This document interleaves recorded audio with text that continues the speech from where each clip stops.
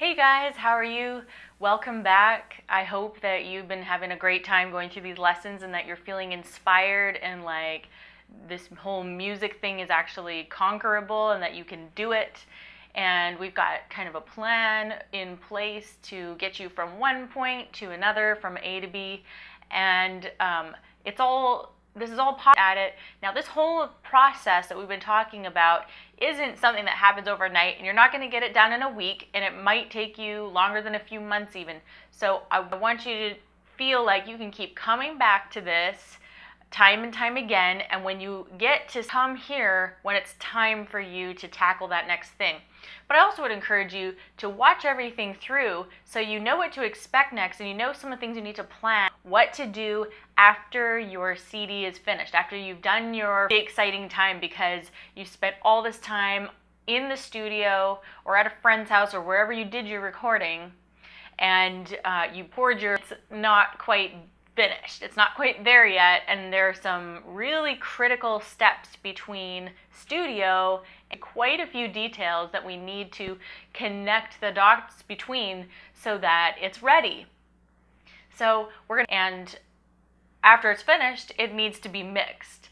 And of course, if you're working with a producer, they might have preferences already about this is what I want you to do. And it's kind of fun and it's kind of scary all at the same time. But we're going to keep coming back to some of these things where I've talked to you about listening to your favorite bands, and it's for a reason. And here's one of the reasons. I want you to spend a whole afternoon, or maybe, little chunks of many days, maybe on your drive to or from work, listening to your absolute favorite bands. And I've mentioned this before, likely the production, and very likely the mixing. And whoever mixed that was a very big part of that band's sound.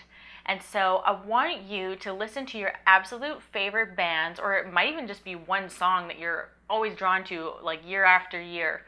And I want you to who mixed that song or album. You can find all that information just by doing a Google search. It's really easy nowadays. Or if you have the CD and the jacket, you can look up who mixed and mastered these songs. So you're going to start compiling all these people and try to track down, and you can contact them that way.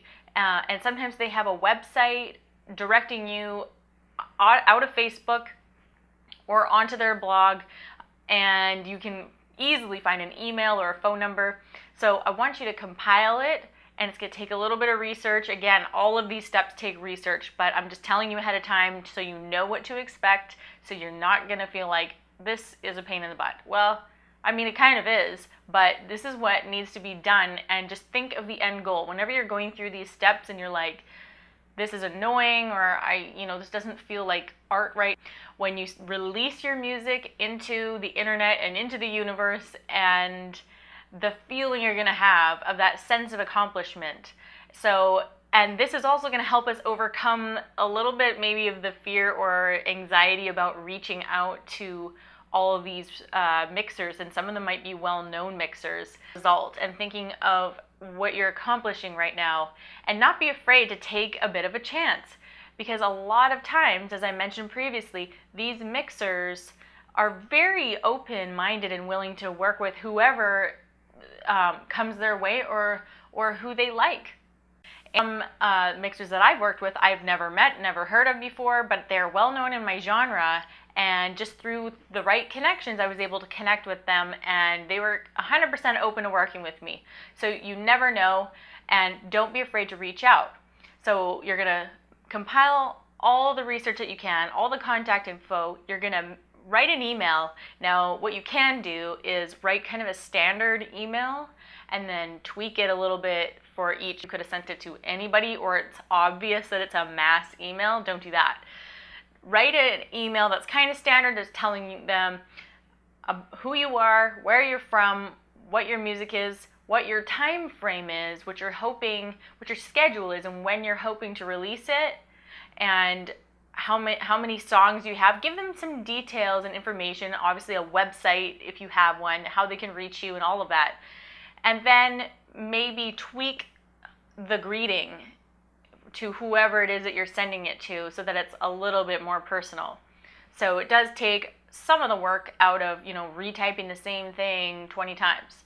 But that's what I've done. And again, you might hear back from some of them, and you might not hear back from others, but you want to give yourself a few options so that you get to do.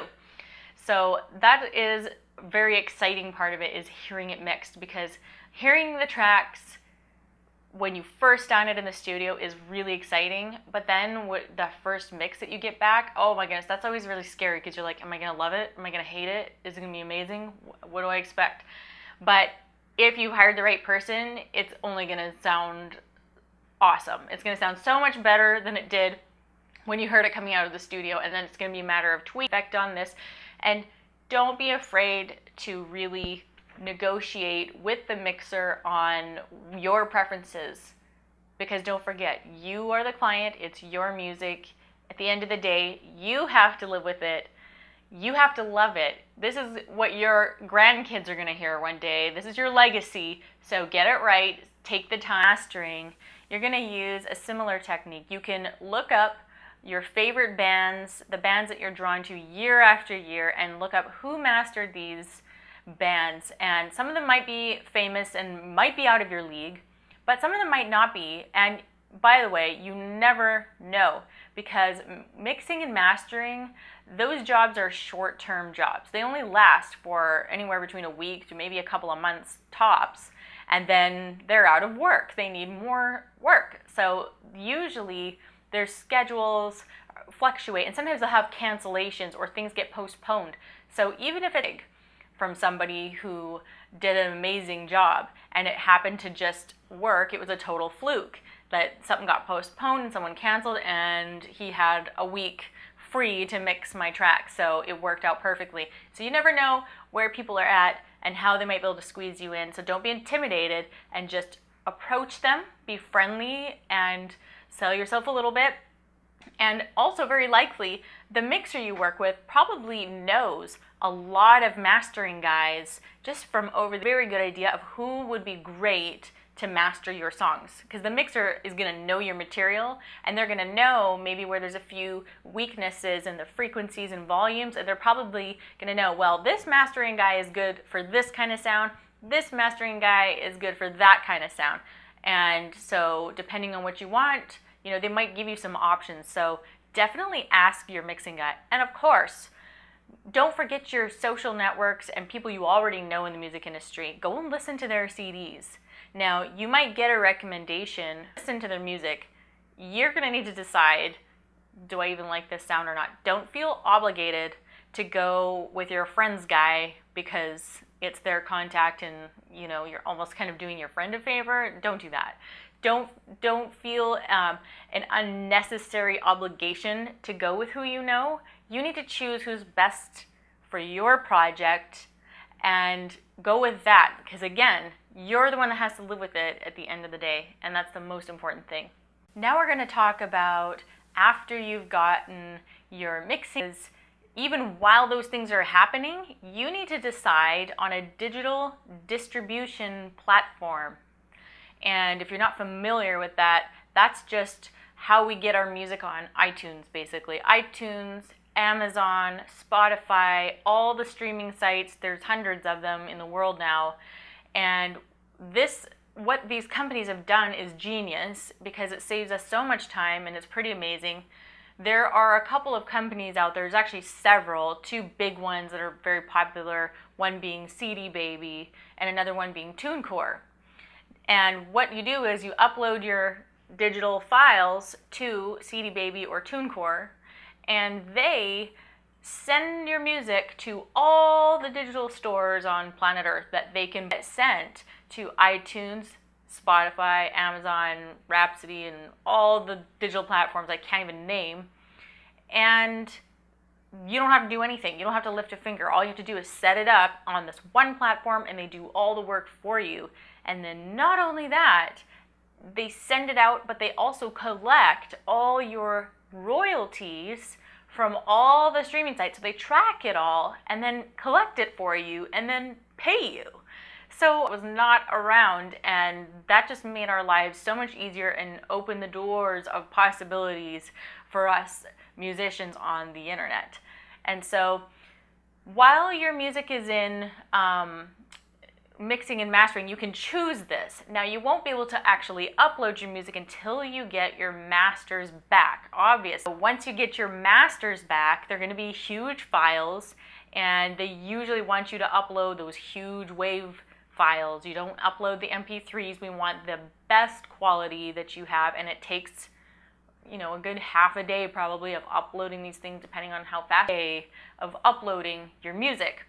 And not only at that point would you upload your music, but you're gonna type in the titles of all your songs and basically all the information that they're gonna ask you. So your official band name, your cover art, so you will need your cover art very soon. If you don't already have it by now, you're gonna need that really fast. And your music at this point, they will automatically generate your codes for you. So there you get one code for your whole album, which is called a UPC code, all your digital sales from your album as a whole. And then each song is generated a specific ISRC code. I think it's ISRC or IRSC, one of those. And those track the individual sales of each song, because you might have like a smashing hit and a crazy one-hit wonder, and so it would track just all the sales from that one song.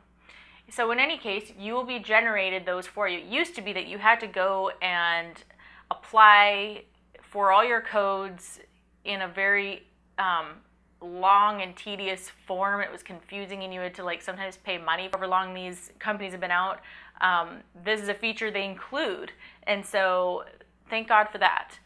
So after you've uploaded your title, your tracks, your cover art, and they've generated those codes for you, they're also going to ask you to now choose your release date. And oftentimes they will have also, you can choose your pre-release is available, and they can download everything. And if you use TuneCore, this is how it is with them anyway. They will also give you the option to sell your CD before the actual date. And so in iTunes, for example, you can choose to release your music. You can release like one track or all tracks, or just a schedule how far in advance you would like to do that pre-release. What's kind of fun is to give it a good couple of weeks before the actual release date. So you would set your pre-release date maybe 2 weeks before your real release date. And I definitely recommend doing that. I have paid for the rest of my albums before with pre-release sales. And that's how I was able to pull off some pretty crazy things, like, you know, printing t-shirts and paying for the last minute details that needed to be wrapped up. And I did that through pre-sales. And so thank God for that too. A pre-sale, and they pay for that you release a whole track to them. So it could be one, it could be 2 songs. They let you decide, so depending on how many you have. And another thing you have to decide, and it's kind of a big decision as previews to be in iTunes, they give you I think a couple different options. I think they give you a 30-second option and a 1-minute option, I believe. They may have changed that, but the last time I looked, that's what it was. And so you're like, into the whole track, or what do I do? Well, that's totally up to you. I think from my own research, and I asked my fans, what makes you want, is that enough to make you want to buy an album, or do you need to hear more of it and before you buy? And all the people that I asked all agreed they need to hear more. They're more likely to buy an album that they feel sure that they're going to like, rather than taking a risk. For some reason, it feels risky, a minute or the whole song. So I recommend, just on my own experience and from asking my fans, I recommend letting them listen as long as possible to preview the songs in iTunes and on your digital distribution platforms. Whatever option, you'll decide on your official release date, you'll decide on a pre-release date, which should be at least 2 weeks before, and you'll decide on the song preview lengths. And after that, you're pretty much set to go in there, and there might be a few more details that you'll have set up. You're going to shift your focus now from production, and you're going to start shifting it onto the next chapter, which is some of this more administrative stuff. But it's exciting because it means that we're that much closer to launch day and releasing our music into the world and all kinds of crazy, good, and amazing things that are going to happen. So after you've chosen your digital distribution platform, the next thing we're going to think about is merchandise. So physical CDs, t-shirts, posters, anything else. Now, if you're like me, when I was just starting out and you didn't have a huge budget to work with, you would just start out, you're just going to work on selling your digital music for a while and save all that money, and that will go towards physical CDs. And of course, you can ask your fans to support you and even have them pre-order CDs. And there are a few companies that let you print on demand. So instead of pre-ordering 1,000 CDs, if you do that, if you do Amazon on demand, the CDs, you have no idea what it's gonna look like. Like, you upload your cover art and you upload your information, but they print it and you don't get to really preview it, and you don't really get very much say. They just literally print it out, and it's not a very high quality. So it just depends if you're willing to take that risk, if you're really on a budget, and what you want to do with that. But I do recommend, if you can help it at all, save your money and spend it on a higher quality product. So I would say skip the Amazon on demand if it were me, and spend it on a really nice looking jewel case. And I mentioned this before when we were talking about all the budgeting, but the old school, plastic jewel cases, there's nothing wrong with those. Everybody still uses them. They're less expensive and they're fine. They're totally fine. They get the job done, and I still use them. And a lot of people prefer them. Now, what you have to do again is some more research, and you're going to need to look up local places and also look up abroad, and do a Google search and look for all different kinds of merch printing companies.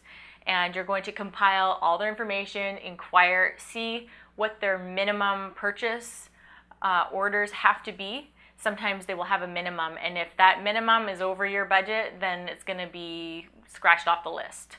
Eventually, you will come up with a short list of the top contenders of who you might print your CDs with.